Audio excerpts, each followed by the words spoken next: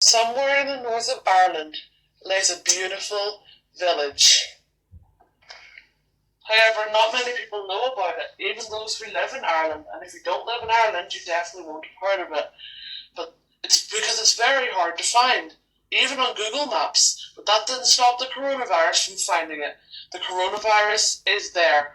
One of its inhabitants has officially tested positive, and now others are worried that it could come for them next. No one would know about this, but thankfully, one of its young inhabitants happens to be a YouTuber, and she's here to tell us all you need to know about what you expect when this virus comes to your village.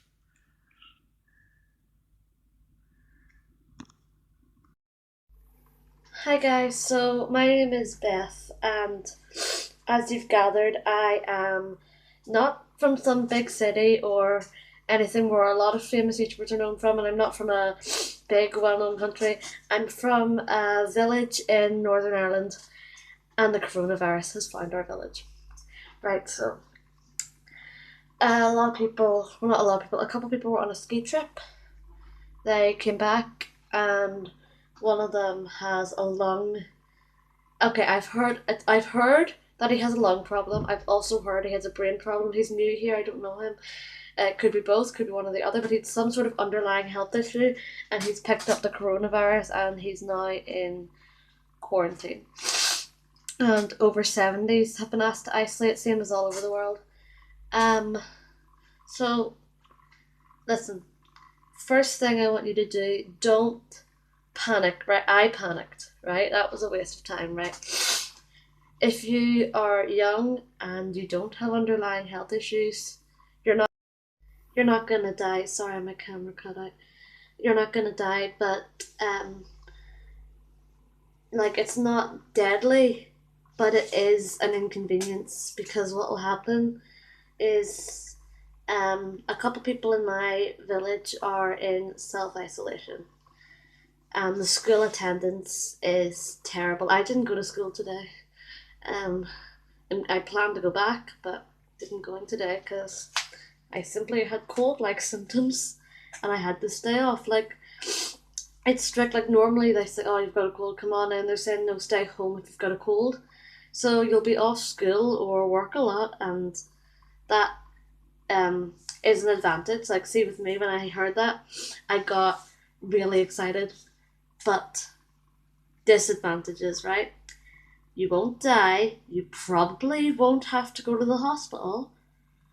But, right, this is how it's affected me, right? I don't have it. But I have had to not go near my grandparents, and because they're over 70, and normally I see them like most weekends and one night a week, and I'm already kind of missing seeing them. And my auntie, I normally see her at the same time on the weekends, and I can't see her either. Can't see my cousins or my uncle or my other auntie because just some of them unfortunately did come into contact with someone who had it, although neither none of them have it. But I thought it was fine, right? Now it could be, bear in mind, it could be 4 or 5 months. This lasts. I thought I was gonna be fine. Then my mum, with good intentions, made a group chat for our family, my dad's side of the family, and she was on it, so that we could all stay in touch. Once she did that, it hit me how lonely I was feeling. Because like I was so used to being able to see them at any time, and now we're texting on a group chat, and texting you can't even see them or hear their voice. Or cut out again. You can't hear their voice, see them, anything like that. You can talk on the phone, right? It's just me. I know you guys probably don't mind, but I hate talking on the phone. I don't know why. I just do. I want to FaceTime, but even when you do FaceTime, there's still this distance. Like there's a screen in the way, if you know what I mean. So you're not you're likely to get infected by the virus, but you're not gonna die, and you're not gonna probably not gonna be hospitalized either. But you will. because of the consequences of the virus being here, you will feel this insane sense of like loneliness, is the best way I can describe it. Like whatever you do, just remember, right? It's not your fault that you can't see them. You didn't create this virus. Nobody did. Like, I don't blame anyone for this. Like, if you look back in time, like, since 1720, every century there's been an outbreak, like 1720, 1820, 1920, and now 2020. There's been a massive outbreak like this. It's going to sound pathetic. It's just nature's little way of controlling the population, I think. Like, nobody did this or created this. I know there's a conspiracy that people did, but they didn't, I don't believe, did that. It's not your fault you didn't start this, you know. You can't help it. And when you're in self isolation, you're doing good, even though you're maybe not, you feel like you're not doing yourself the best. You're doing other people good. And I want you to know that even if you don't see your relatives for 5 months or 4 months, just don't, you will feel lonely, but know that you're still, this is going to sound cringy, know that you're still loved, right? Don't let your loneliness get the better of you. And yeah, another disadvantage for school children my age is we are being homeschooled now, pretty much. Like, even though our school hasn't closed yet, like they're setting up these Google classrooms, and we have to like the teacher will put up an assignment, and then we'll have to do it, and then send it back in, get corrections, blah blah blah. Uh, Carrie's year group, they don't have to do that. Like first year to third year don't have to do that, but I'm fourth year. I'm doing GCSEs in Ireland. It's different. We started GCSEs in fourth year, so me and the A level girls and the rest of GCSE girls, we have to basically be homeschooled. And my school hasn't closed yet, like I said, but the attendance is terrible. And I think next week or the week after it will indeed close. And from that point on, we'll be being homeschooled. That is really inconvenient. Like, it's really nice because you can control, you can pick and choose when you do it, you can have your lie in. You know, you don't necessarily have to spend 6.5 hours every day with strict rules and stuff. But homeschooling, it's boring, it's lonely, you can't get help on demand, but it's okay, right?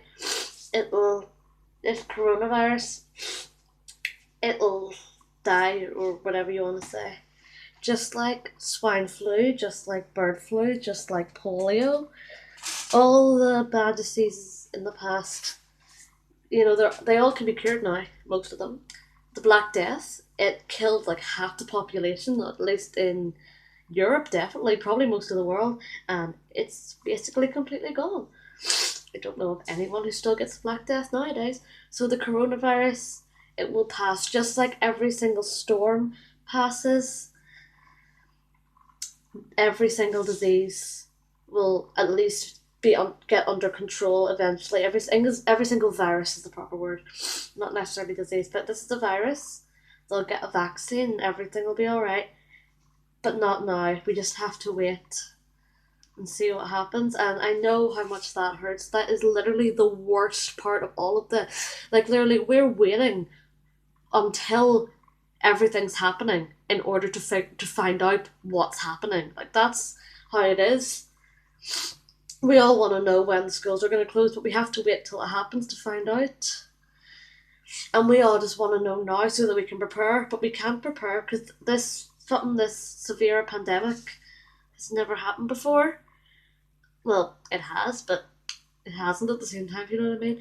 So I don't want you to be scared. I don't want you to get too lonely, and um maybe just look on the bright side. Think, well, I'm not gonna fall behind because I can still have my schoolwork sent to me, and at the same time I can lie in and I can do other things, and people won't tell me what to do as much, and just try not to think of the negatives as much. I know you are gonna miss seeing your relatives who are in quarantine and who are over 70 as much as the next person. And just because no one in my family is officially in quarantine yet doesn't mean it's not going to happen. Like, it's pretty much inevitable. So just kind of accept I'm going to get it. And some people I know are going to be in quarantine, but it's going to be okay. Okay. We've basically, my family are basically voluntarily not interacting with people too much and staying at home just in case. That's how bad this is. We've voluntarily um, not stopped meeting up with each other and stuff. And it is sad and it is hard, but it'll be fine, okay? Just trust that if you're from a small village like me, you know, it can spread easily. Like, everyone in my village knows each other, we're all social. If we don't stay at home, it will spread. But it'll be okay. As long as you don't have an underlying health issue, and as long as you're not over 70, you'll be fine. And even if you are over 70 or you do have an underlying health issue, fight it, alright? Fight it. Stay alive. Fight it. You can do it. You'll be fine. Just fight it. Get it out of your body. Fight it. You know, just because you have an underlying health issue or you're over 70 doesn't necessarily mean you're going to drop dead the minute you get the virus. You won't. I heard that there was a 98-year-old woman in China who had underlying health issues as well, was really old, and she survived it.